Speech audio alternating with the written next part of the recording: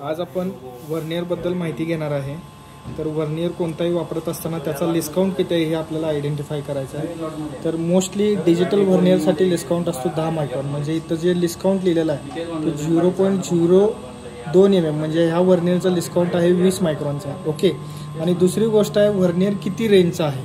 तर त्या रेंजमध्ये हा कमीत कमी 0 पासून मॅक्सिमम जर बघायला गेला तर 300 mm पर्यंत आपण चेक करू शकतो, म्हणजे याची रेंज झाली 0 ते 300 mm ची रेंज आहे। ओके, तर आपण हे चेक करत असताना ह्यामध्ये ID चेक करण्यासाठी आपल्याला ही बाजू वापरायची आहे आणि OD चेक करण्यासाठी ही बाजू वापरायची आहे। ओके, आणि दुसरं डेप्थ चेक करण्यासाठी आपल्याला ही बाजू वापरायची आहे। तर ह्या तीन गोष्टींना ID, OD आणि डेप्थ ह्या तिन्ही गोष्टी ह्यामध्ये आपण कॅप्चर करू शकतो।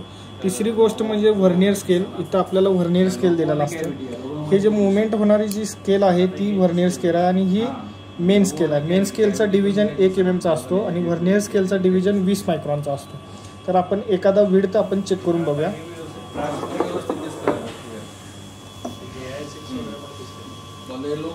सो आता आपण जर बघायला गेला तर आपण एक विड्थ बघायला लागलोय, म्हणजे एक्सटर्नल डायमेन्शन आपण इकडनं चेक करालोय।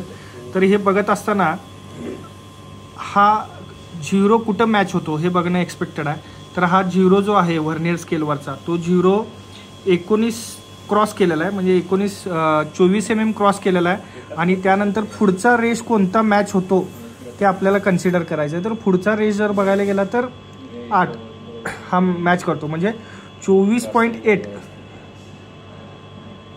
ओके, 24 हे ह्या डायमेन्शनची साईज आहे। आणि दुसऱ्या बाजूनं जे इंटरनल डायमेन्शन आपण चेक करण्यासाठी पण हा व्हर्नियरचा वापर करू शकतो।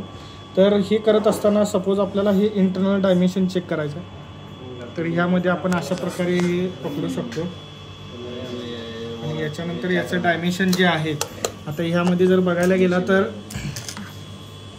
हे 10, हे 15, 16, 17 नंतरची कोणती लाईन मॅच झालेली आहे हे कन्फर्म करायचं आहे। 17 नंतरची ही तिसरी लाईन आपल्याला मॅच होते। ओके, सो याचं डायमेन्शन आहे 17.3। ओके, ह्या पद्धतीनं आपण हे डायमेन्शन आपण चेक करू शकतो।